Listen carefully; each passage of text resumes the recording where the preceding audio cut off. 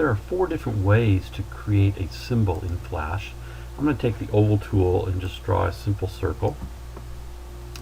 And I can select that circle. I'm going to double click on it, select both the fill and the stroke.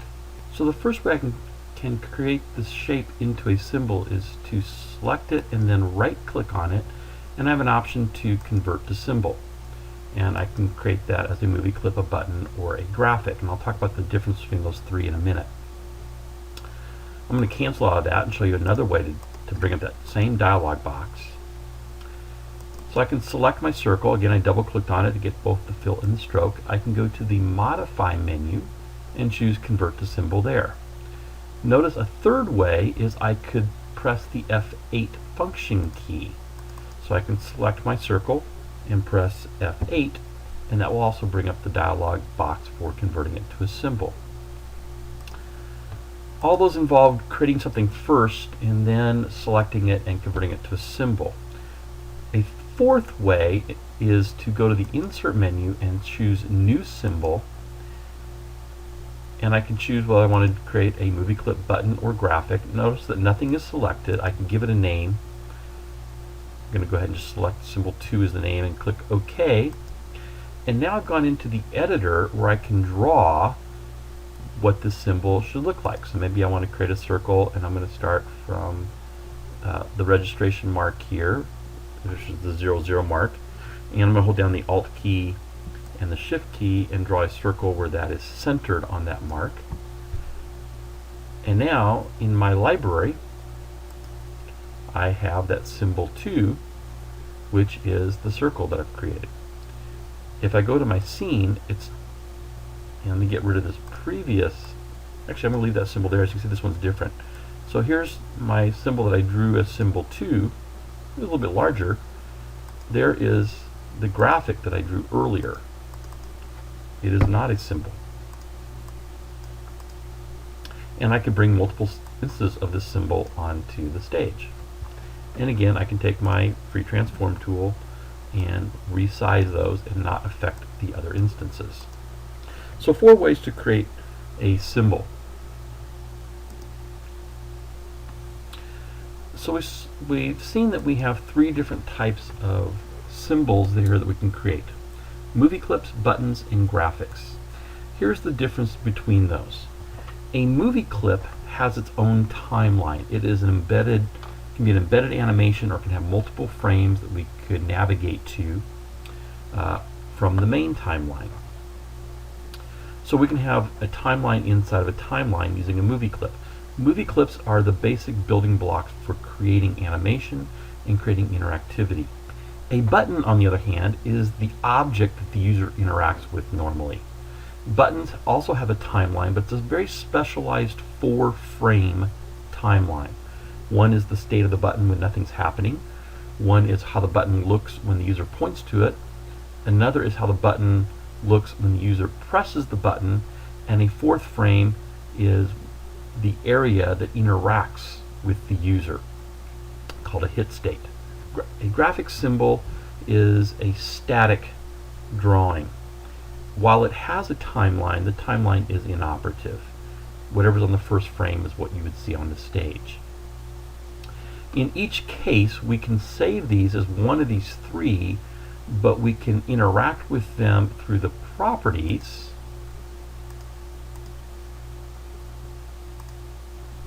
as any one of these 3 types. So even though I create a graphic as a button, I can treat it as a movie clip.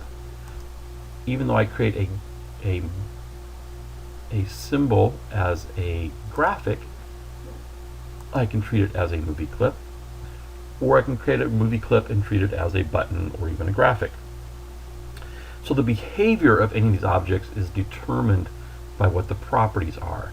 Now the default for any instance is whatever the symbol is saved in the library as. So for the most part, in my projects, I very rarely ever use graphic. Mine are always pretty much movie clips or buttons. And I'll show you in the next video, there's also some nice effects that are available to movie clips that are not available to buttons. One of those effects we can actually see right here, and that's the color effect. I can take this movie clip and I can apply one of 4 different color effects. One of these is brightness. So if I choose brightness, I get a slider, and if I go to the left, I'm going to make this darker, but I can make it black. If I go to the right, I'm going to make it lighter, and in essence I'm making it white. Now if we were to change the color of our stage, you would see that it's white. I'm going to select the movie clip again. Let me just turn that off and choose none. And we'll go back to a white stage. Okay, so I'm going to select the movie clip. The next one is a tint. So here I can apply a red, a green, or a blue tint. And I can mix these colors and do all kinds of things. Maybe I want yellow, so I'd do red and green. I can also determine the application of the tint in terms of percentage. So I can have it fully applied, which means it's going to be completely opaque, or I can begin to apply it gradually to the point where there is no application if it's 0%. And I could actually, if I wanted, animate this when we get into animation in terms of having an object change colors using these tints or using the brightness.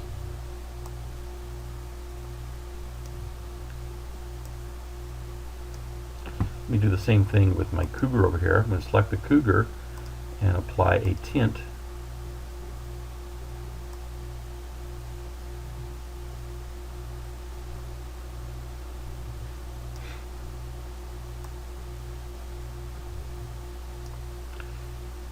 Okay, I'll go back to none. So let me come back and choose my circle here. I'm going to apply none again. I'm going to skip advanced and go down to alpha. The alpha is the transparency of the object. So to demonstrate this, I'm going to go back and change my color again for the stage. Select the instance, and now I'm going to change the alpha. 0 or 100% means it's completely opaque. But as I begin to move this down, it becomes transparent to the point where it can disappear. And so you can see that I'm going to place this on top of the cougar, and you can see how the cougar shows through the transparency of that symbol. Now if I move that symbol backwards in the stack of this layer, I'm going to send it to the back, you wouldn't see the cougar shine through it because the cougar is in front of that. But I could take the cougar and apply an alpha style to the cougar.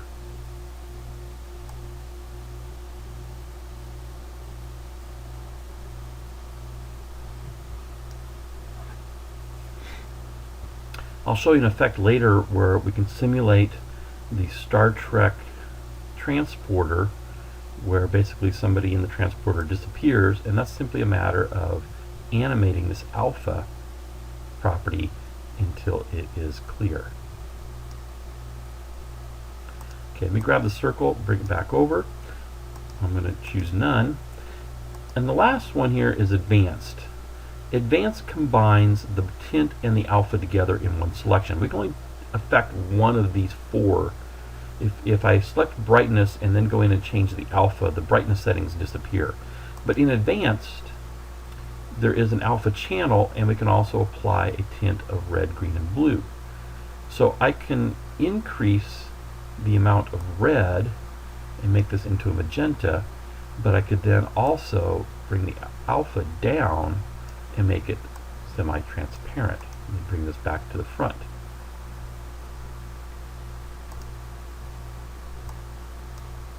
Let me quickly demonstrate how a button would be created and how it works.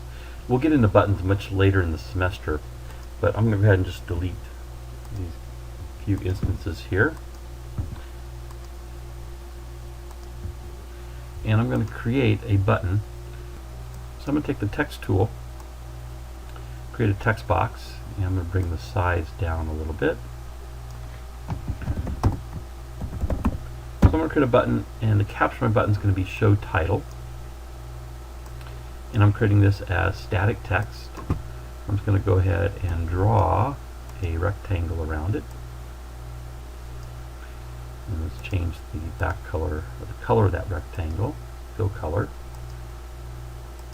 to to the gray. I'm going to select all that, and I'm going to convert that into a symbol and make this a button. And my buttons, I start with the letters BTN as their names. That way they're all grouped together in the library if I sort it alphabetically.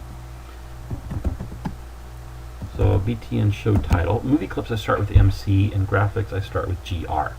That's just a personal preference for me. It used to be in old versions of Flash you couldn't sort by symbols, which you can now. But so I would give them these names so that alphabetically they would be grouped together, and it's easy to find all my buttons, and easy to find all my movie clips, and easy to find all my graphics. Okay, so I'm going to click OK, and now I'm going to give this button an instance name because I'm going to use it in code. So I'm just going to call it test_btn. So the instance names I usually, for buttons, I end with an _btn. A movie clip I end with an _mc. I've already created some code that will cause this button to work, and just so you can see that, what makes this button function is some code that's written.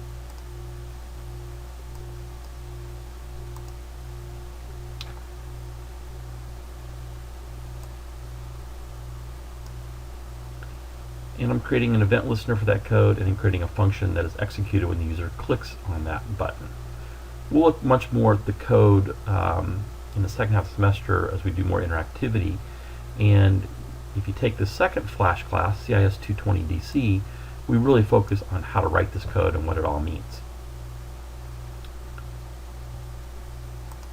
Okay, I'm going to do one more thing for my button, and that is I'm going to burrow down into the timeline for the button as a symbol instance.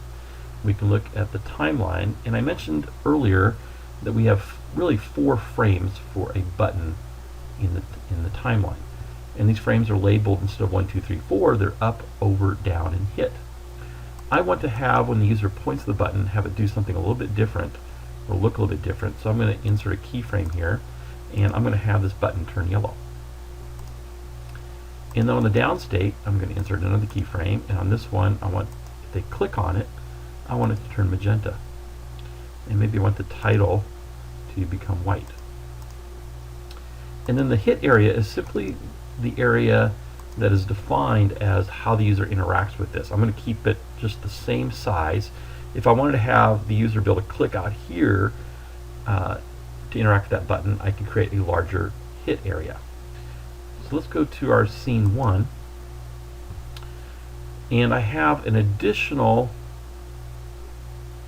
layer here called title, and what that is going to do is it's going to animate this title coming in from the left. Let's go back to our actions. There's also this command called stop, which is on the first frame, which causes the animation to stop on this frame, and when I click this button, it's going to go to the second frame and play the frames of this title sliding in. Let me just test this so you can see it work. So I'm going to click show title. And notice I'm pointing to it. Whenever I point to it, it turns yellow. I'm on that over state. And if I click on it, it turns magenta with the right title. That's the click state. As soon as I let go of the button, it's going to execute. And there's my title coming in. It's playing that animation. When it gets to the end of that animation, it stops on that last frame. So that is a real brief overview of how button symbols are used in the context of a project.